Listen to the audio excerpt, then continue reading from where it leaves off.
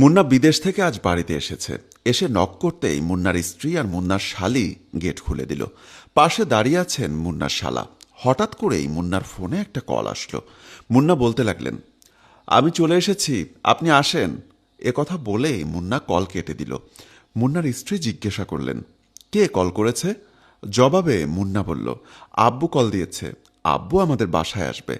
শ্বশুরের এই বাসায় আসার কথা শুনে সুমির মুখটা কালো হয়ে গেল।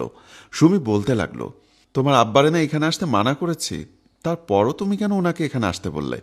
মুন্না বলল, আমি এতদিন পর বিদেশ থেকে এসছি, আব্বা আমার সাথে দেখা করতে আসবে না তা কি করে হয়? তাই তো আসতে বলেছি। এখানে দাঁড়া করিয়ে রাখবে নাকি ভিতরে নিয়ে যাবে? পাশে দাঁড়িয়ে দাঁড়িয়ে মুন্নার শালা সবকিছুই শুনতে লাগলো। মুন্নার শালি মুন্নাকে জড়িয়ে ধরে বলল, আপু কতদিন পর দুলাভাই এসেছে, চলো দুলাভাইকে নিয়ে আগে ভিতরে চলো। মুন্নার স্ত্রীও আর কোনো কথা না বলে মুন্নাকে নিয়ে ভিতরে চলে গেল। রুমে ঢোকার সাথে সাথে মুন্নার লাগেজ নিয়ে সবাই টানা হেঁচড়া শুরু করলো। ওদের কাণ্ড কারখানা দেখে মুন্না বলল, তোমরা কি আমি এসেছি বলে খুশি হয়েছ, নাকি আমি তোমাদের জন্য স্বর্ণ গহনা এনেছি কিনা সেটার জন্য খুশি হয়েছ বলো তো?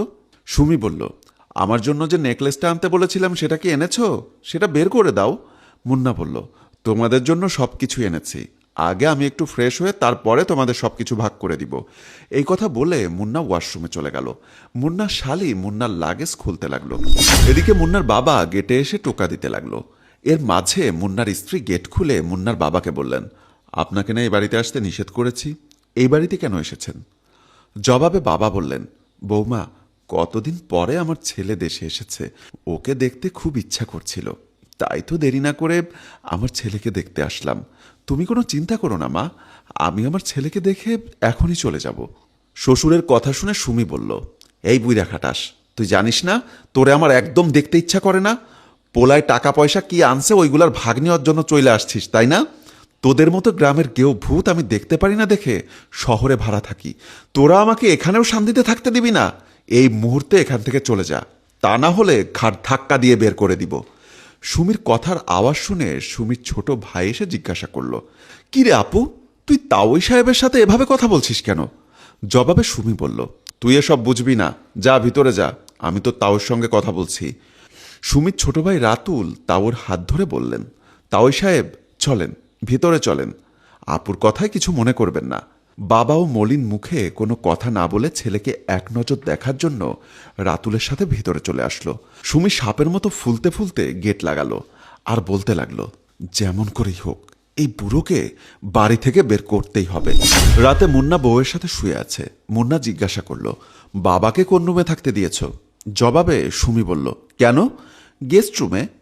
আচ্ছা ঠিক আছে, তুমি থাকো, আমি দেখে আসি বাবা ঠিকমতো ঘুমাতে পারছে কিনা। সুমি বিছানা থেকে উঠে আসলেন।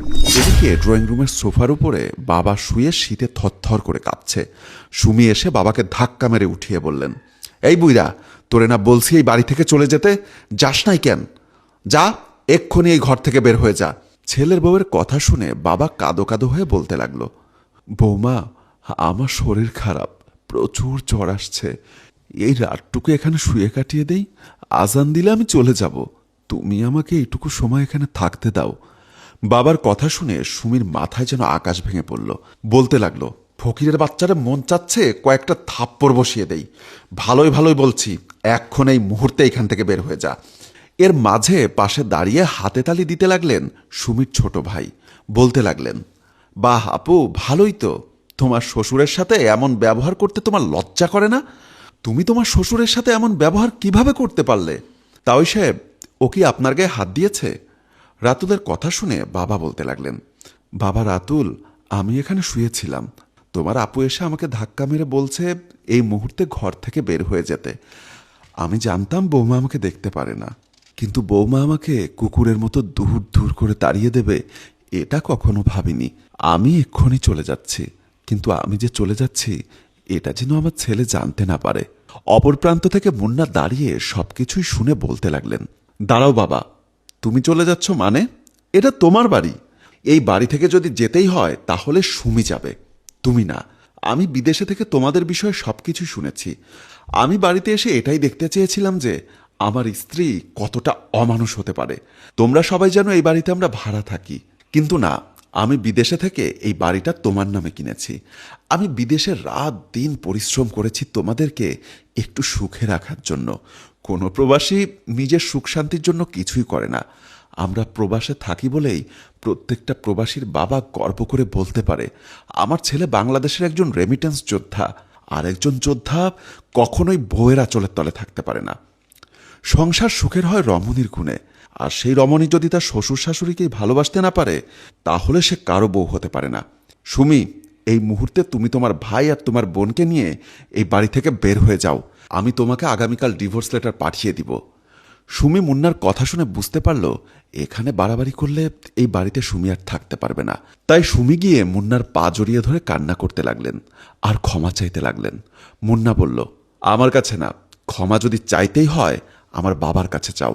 আমার বাবা ক্ষমা করলে তাহলেই তুমি ক্ষমা পাবে। সুমি দেরি না করে বাবার পা ধরে ক্ষমা চাইতে লাগলেন। বাবা তো বাবাই হয়, কোনো বাবা কি ক্ষমা না করে থাকতে পারে? বাবা সুমিকে ক্ষমা করে দিলেন আর এই বাড়িতেই থাকার সিদ্ধান্ত নিলেন। বন্ধুরা, আমাদের এই গল্পটি যদি আপনাদের ভালো লেগে থাকে তাহলে অবশ্যই লাইক, কমেন্টস এবং শেয়ার দিয়ে আমাদের পাশেই থাকবেন। খুব শীঘ্রই আবারও কোনো নতুন গল্পে আপনাদের সাথে দেখা হবে। ধন্যবাদ সবাইকে।